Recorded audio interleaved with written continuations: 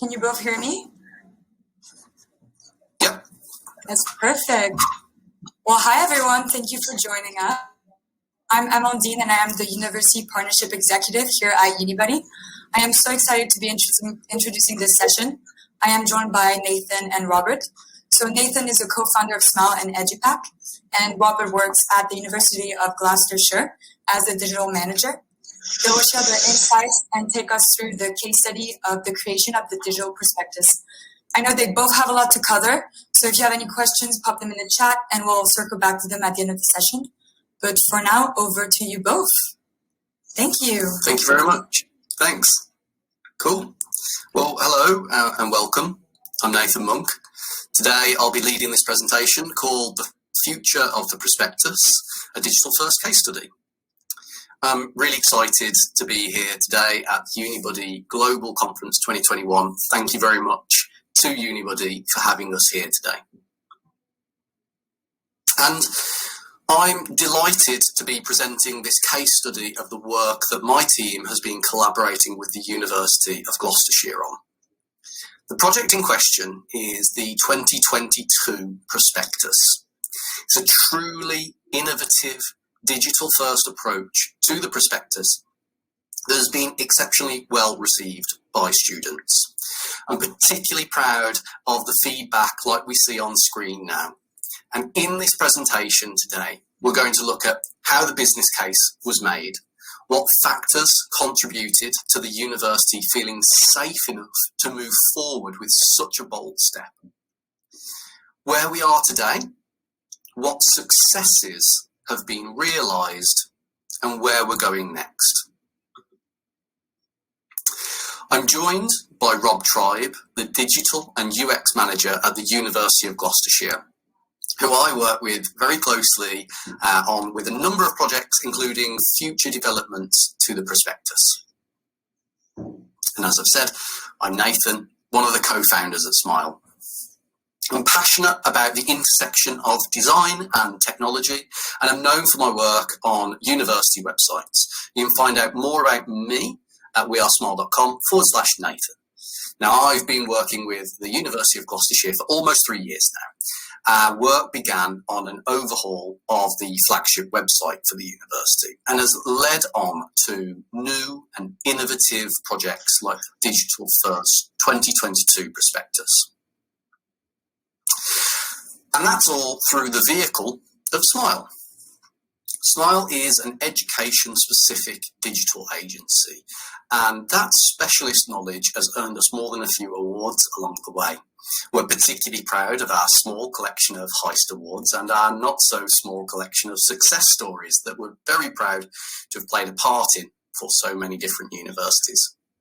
You can find out more about us at wearesmile.com. In the UK, we have a client list of over 40 universities, and in another role that I have, I speak to universities across the globe on a monthly basis. As a result, we have a huge field of vision on the landscape that universities work within and how their output affects the global stage. So let's begin with the risk. There are actually two risks here. The first is to deviate away from the beaten path. The prospectus is known as the printed document picked up at recruitment fairs, something that as a concept has to be introduced to students by others. But the second risk is not being brave enough to listen to the data and to do something innovative and different. And 2 years ago, that is exactly the step that the University of Gloucestershire took. They ditched the printed prospectus. And what they moved to was what I like to call the interim step. They ditched that bulky printed book to a prospectus that existed purely on Instagram. At fairs, wristbands with QR codes were given out to get them there. And obviously, that is quite a brave and bold move, and it got them into the news as a result, got them in the press. Here you can see an article that they were featured in over on the BBC for it. So let's talk about making the business case. The business case had to be founded in quantitative data, facts. So the first thing to note is that requests for prospectuses, printed prospectuses, was dropping year on year, 44% in fact. That's pretty huge. And it's the first symbol, the first sign that the times were changing. Further to that, it was frustrating that printed documents are out of date so fast. Anyone that works with course cataloguing knows that courses go through so many minor changes that getting them ready for print is a stressful ordeal. Now, the UCAS data also shows that there's a huge shift in students being driven by sustainability-focused organisations too. Here, we really believe that the University of Gloucestershire is ahead of the curve. And in fact, students are telling the university that they're actively picking it because of its approach to sustainability. Now, back in 2018, the data that was out there suggested that there was a lot of value still in the printed version. But the university came to the conclusion that the data wasn't without its biases. In fact, a lot of the data came from companies that really had skin in the game when it came to printing prospectuses. So more than a little bit of pinch of salt was taken with those studies. However, student surveys and all of that kind of first-party data goodness showed that there was indeed a shift happening. And switching to digital has already seen in the first year a massive reduction of 50% on their production costs, allowing the university immediately to refocus their money into other areas. Very perfectly timed, I might add, with the COVID-19 pandemic. But before the truly digital prospectus, that interim step was taken, and also an accessible PDF had been created to test the appetite. There was, so Gloss decided to transition to a far more digitally native and personalised approach. Let's talk about the benefits that the University of Gloucestershire foresaw. Greater reach. We would now be able to design bespoke international sections into a digital version at no additional cost. Personalisation is something that the university has always wanted to capitalise on, and are obviously hugely popular in the marketing area in the last couple of years. Making it truly accessible was another huge benefit, connecting it to audiences whose values favoured sustainably conscious organisations. And the point on screen here about quality over quantity, I think is really interesting. Simplistic KPIs focus on short-term wins, like data capture. But quantifying better relationships with people, that's what yields superior quality leads. Something that's really difficult to execute, let alone track, with a printed version of a prospectus. And finally, the use of an API meant that all of their data was always up to date. Now, that API is something that I think is pretty unique, and still is. When we worked on the flagship rebuild for the university, we also had this vision of a singular source of truth for everything at the university, a single API that ingested data from multiple systems. Today, that vision is real. A single query can pull information now from multiple sources, and we know it to be accurate. This is a massive leap from needing to query multiple sources and blend data on the fly. Some universities still don't have their course pages hooked up to a management system like SITS. So again, I really feel that Gloss is well ahead of the curve here. And this was transformational for the digital prospectus project. It meant we could use the very latest technologies to rapidly develop the product. And here it is. You can see that you're able to get into the thick of that personalisation very quickly here. Obviously, and sadly, we don't have time to get into every nook and cranny today, but once personalised in the prospectus, various logic runs to display hyper-relevant content. So, for example, based on your course choice, will automatically determine the most relevant campus choices to explore. And they're all added into this wonderful card interface. You can save and share your customized version of the prospectus, which is fantastic for kind of parents and other influencers in the decision-making process. And it looks fantastic too. The UX has been tested and refined. It's a brand new take on navigating this plethora of content. And best of all, it's compiled in seconds. I think university websites are brilliant for passive browsing, but often if you're using them actively, they're great for completing like a single job, but finding all of the relevant recruitment information is a task that you really have to sit down and dedicate some time to. Here, we've completely simplified and automated that entire process. And I'm really excited about the future of this project too. You can visit this today at prospectus.glos.ac.uk. So there we have it. That is the prospectus for the University of Gloucestershire. It's being used, it's out there, we're tracking data, and we're moving forwards. It's all terribly exciting. So I'm going to hand over to Rob now, who will walk us through the successes of the project so far and what's in store next. Rob, over to you.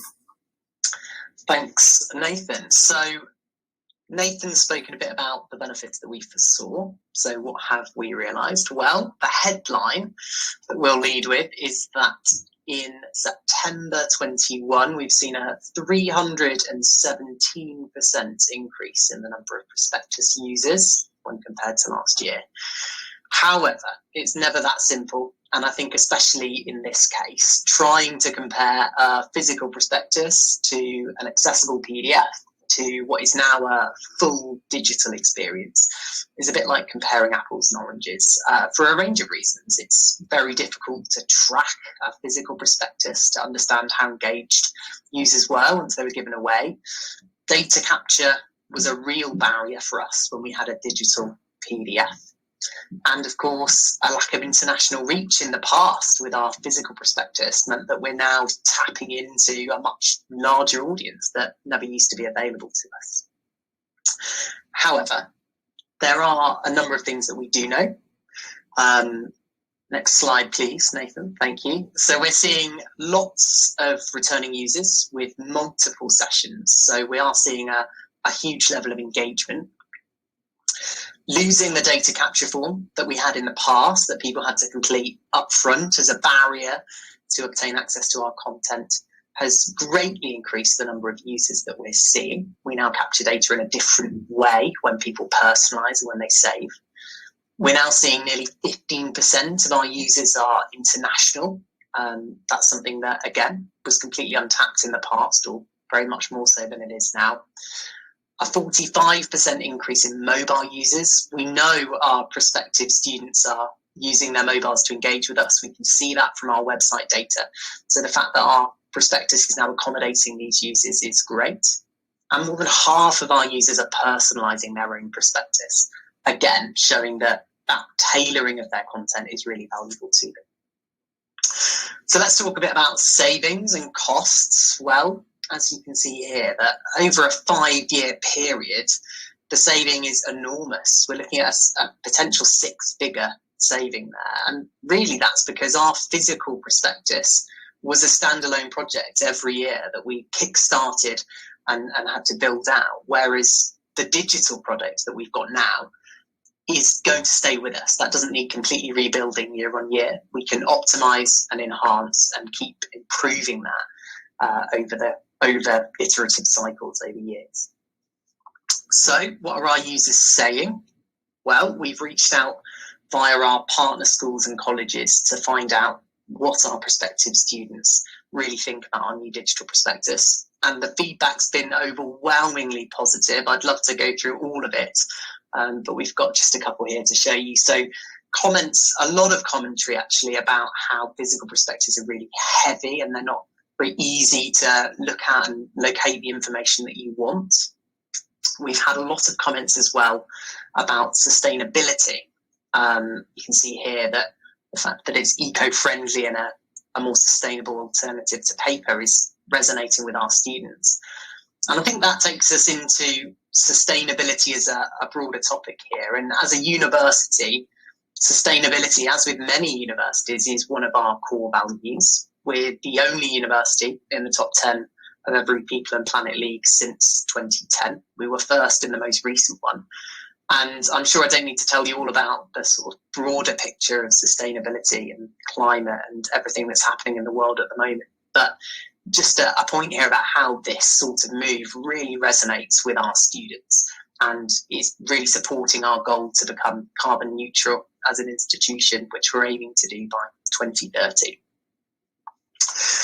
So, some of the benefits then that we've realised, again, greatly aligned with what Nathan spoke about earlier and the benefits that we foresaw. We've spoken about greater reach. Accessibility is a huge thing for us now. Our digital prospectus is much more accessible to users with a whole range of different needs. We've spoken about personalisation and sustainability and costs and savings. But I think the two that perhaps get overlooked the most actually are future-proofing, and that comes back to the API that Nathan spoke about. And the fact that actually, because our prospectus is now connected to our website, everything's linked, we don't actually have to maintain it because most of that work is already happening on our website. We're updating our courses all of the time. And the fact that that is now synced with our prospectus greatly reduces the amount of time and effort we need to spend on keeping everything updated.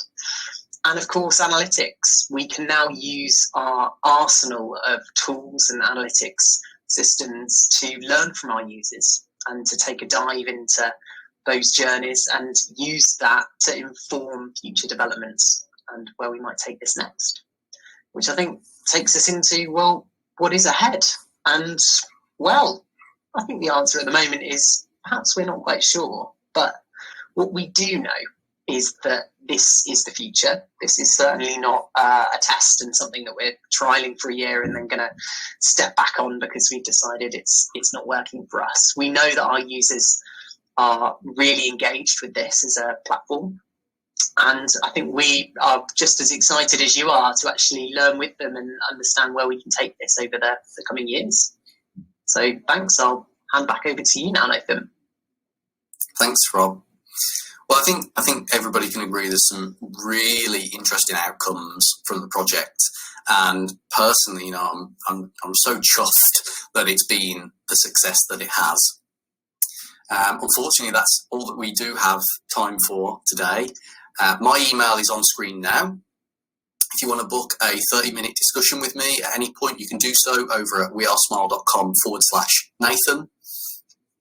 There's also a handy QR code on screen now so that you can access these slides over on our website. Some handy links also on screen for further reading and watching on the topic of digital prospectuses. And our website is full of case studies, fireside interviews with HE professionals, webinars, and even our own HE news analysis and opinion show. Plenty for you to sink your teeth into. Now, one last thing before we do go. If I've piqued your interest today, then I'd recommend getting in touch. Smile is currently looking at the ways that it can develop a tool for creating prospectuses in a digital format. We're looking for development partners to understand a broad range of requirements. If you're interested in exploring a low-cost approach to digital-first prospectuses, then you should definitely reach out and contact me. That is all for today. Thank you so much for your time. Both Rob and I are thrilled to be here. Let's see if there are any questions waiting for us. Yeah, thank you so much, Nathan and Robert. I did have a question, actually. What are the key takeaways you'd like everyone to take out of this session if you had to narrow it down to 3? For me, it's that to look at data objectively and to understand that, to make the assumptions yourself about, is this shift happening or not? I've often talked about, if you go and buy a car now, you don't get the printed booklets anymore, and you still kind of have to explain what a prospectus is to people.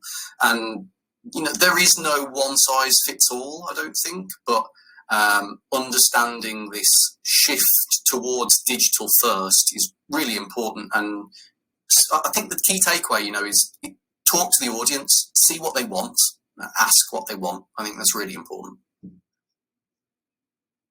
I think Perfect. for me, I was just going to say, just a general point. I think be brave and be willing to be disruptive and try new things. And I think as an institution, we've struggled with that at times, but I think this is an example of one of the things that actually has been a real success for us. And I think it's all come down to us being brave and willing to be led by the data and try something new. We actually have another question from Lauren. She asks, beside the wristband, is there anything else that's given to prospective students to further engage during the in-person events? Good question. Probably over to you here, Rob, isn't it? Yeah, absolutely. So I think this is something that we're still learning ourselves due to COVID and the lack of in-person events recently. It's something that has been less of a problem for us during the past 12 months. But again, I think we're trying to find ways that we can resonate with our students. Something that we did that's really cool is we produced wristbands and small cards they could take away that were not only recyclable and sustainable, but they had wildflower seeds embedded in the card. So they could take home this card, scan the QR code, visit our prospectus, and then plant it and grow flowers out of it. And it's things like that that we found that really resonated well with our students. And actually, Juliet wants to ask for the families and students who don't have access to tech and network. How do you adjust for that? I think me again, Nathan, probably. It's a really good question. I think generally we haven't found that to be a problem, though I think when it does come up, we just try and offer as much of a personal experience as we can and engage with those users. And where possible, introduce them to our academic staff and handhold as much as we possibly can to try and include everyone, really. Do you want to add anything, Nathan? It's a difficult one for me to add on, really, because I'm not part of the university. But I think, again, there was that really big deep dive on the data, and that's not just, the data wasn't just hey, let's take a look at Google Analytics. I know that the business case was far more wide-reaching than that and did take into account all of these different things. And so again, making that business case is always led by data. There's a few more questions. Chanel asks, are you able to track engagement with the move to digital? Oh, I mean, yeah, it's one of the biggest advantages, right? Very difficult to track printed stuff. On digital, phenomenal levels of tracking are possible. I think we've only really just started to scratch the surface. One of the things that Rob and I were talking about when we were developing this presentation is this notion of apples and oranges. It's very difficult actually to compare a printed prospectus with a digital first prospectus because they're not the same thing, and you have to treat them slightly differently. And tracking is one of those things that we just go, at the moment we only really know how many people have them, how many people take them, and if we can get just that, then great. But of course, off the back of it, we're able to understand what courses are popular, what content is hot, what content isn't. We're able to understand how many people share. Engagement is way more trackable. Like Rob said, half of all users now are personalising their prospectuses, and for me, that's a symbol of intent and engagement, not just hey, I'm personalising my prospectus. It means I'm really engaged in this product and what the university has to say to me.